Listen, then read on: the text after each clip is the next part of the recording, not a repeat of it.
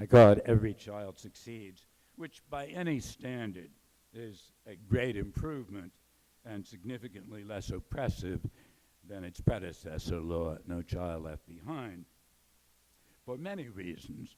But the most important difference is, of course, at least to me, is it no longer requires states to evaluate our teachers on the basis of their student scores. And that's the most important. I don't know whoever came up with that idea, but it was one of the most destructive policies that could possibly have been instituted.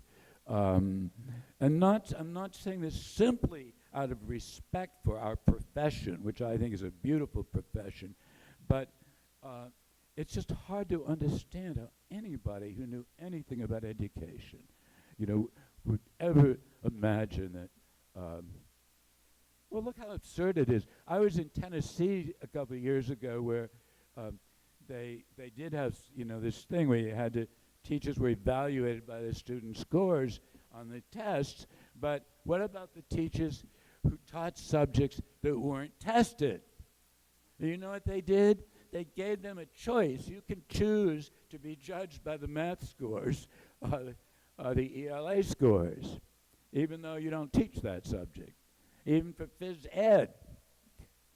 So this was numerical madness, brought to the point of near insanity. Anyway, so it doesn't. Every Child Succeeds, thank goodness, no longer forces states to evaluate teachers that way.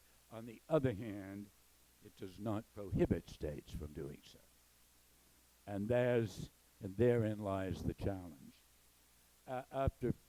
This is my fear. After 15 years in which thousands of our local politicians and high-ranking state officials have been indoctrinated to believe that anything that truly matters in a child's education can be measured by a standardized exam, and that anything that can't be measured isn't worth the time that it might steal from that which can be tested, I'm afraid the pressure to judge teachers by the scores isn't going to be easy to reverse.